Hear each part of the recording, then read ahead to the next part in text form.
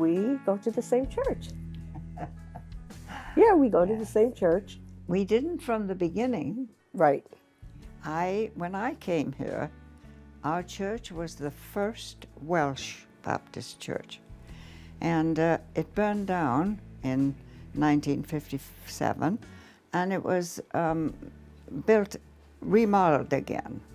And later, the First Baptist Church, and they decided to close and merge with our church. So that was when Doreen and her sister and her whole family actually came over to our church. And that's when we met, right? And our church also had a predominantly Welsh congregation. Yes. And they were right across the street from each other. Yeah, that's right. That's true.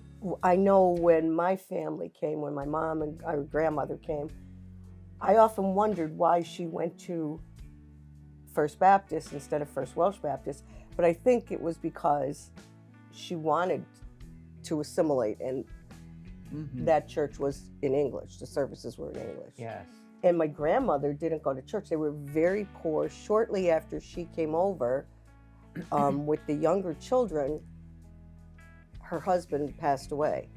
So she was a widow here with 6 children, and they didn't have much of anything. And I can remember my mom saying that she would walk them down to church, but wouldn't go in because she didn't have the clothes that she felt were appropriate for church, but she would make sure her children went. When you talk about the strength of women, I think of anytime I've had anything in my life, and I have all these strong Welsh women behind me that went through things like that. Everybody in the valleys in Wales, if you mentioned Scranton, they knew where it was. I believe this was the largest Welsh population in the United States. I think it was. It was the largest Welsh. From So what it I was understand. It was like being home. They actually knew a lot about mining, and they taught people all about the mines. You know, they brought the skill of the mine worker to America, the Welsh. You know. And they get forgotten a lot. My grandson that I was just talking about, I was telling Kitty before, he said to me, he's 6, and he said, "Nana, you talk about Wales an awful lot." I said, because I want you to remember as much as I can remember and always appreciate it and not have it get lost. World War II broke out, and eventually the American troops came over to the UK, and a lot of them were stationed in my hometown. The townspeople entertained them, and at one of the parties I met my husband, and it blossomed into a wonderful relationship, and we were married. We had 3 days honeymoon, and he went back to his outfit in Germany, and a couple of months later he was sent home to America. And I had to wait 10 months for transportation to come here.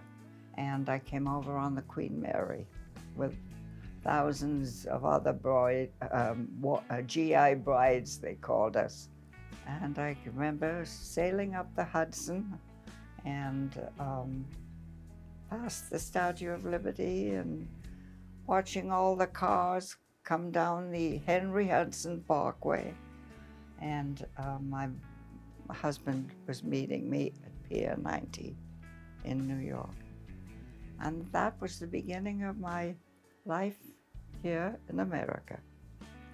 And we came home to Scranton that very same night.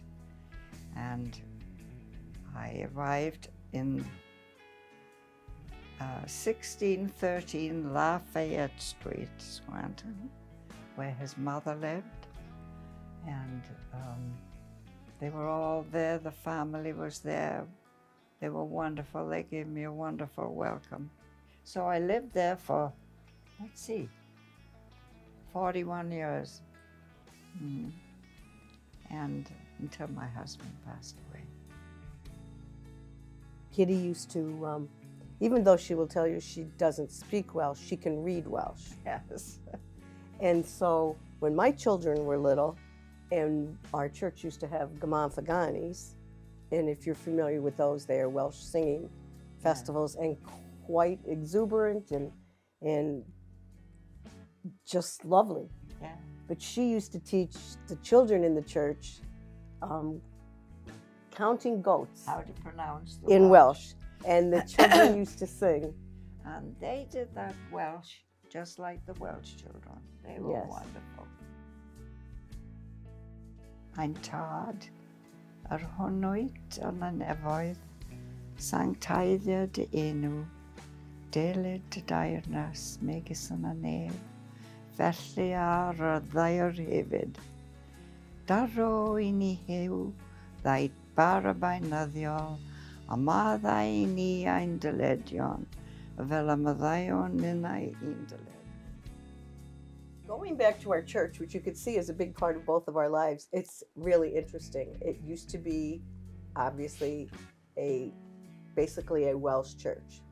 Our church now has a Puerto Rican pastor, and his wife is also Puerto Rican, and the children's group that we have is made up of Puerto Rican kids, black kids, and my white grandchildren. I welcome it. I love it. I just don't want our heritage to be forgotten, which is why we did this. It's important to me. And it's the same way in the schools. My grandkids have such diversity in their classroom that it makes me just feel so happy to see it. And they're learning that they're all the same at a young age. You know, they just don't even, I don't want to say they don't see color, because I know that used to be said as something that was positive, but to me it's something that's very silly, because of course we see color. You know, we absolutely see color. You see my red hair, you see, you know, that's something you immediately see about somebody.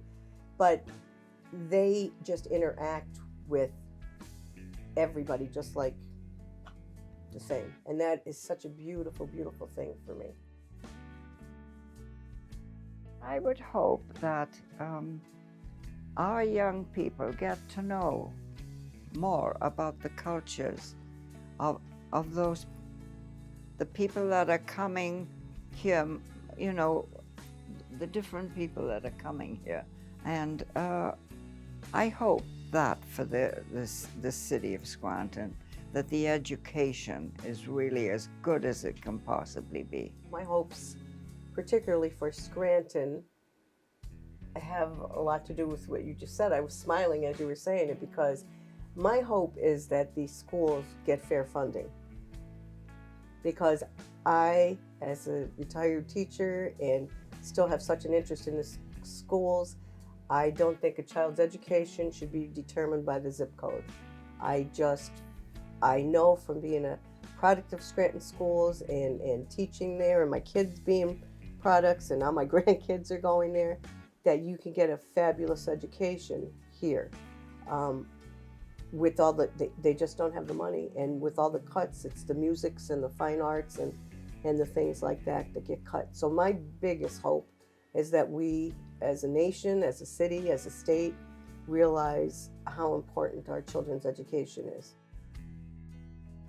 This was my grandfather's passport. Oh, my grandfather yeah. was an English gentleman, born in Yes. Birmingham, England, who went to work in the coal mines in South Wales and was smart enough to marry a Welsh girl. Our life's made of stories.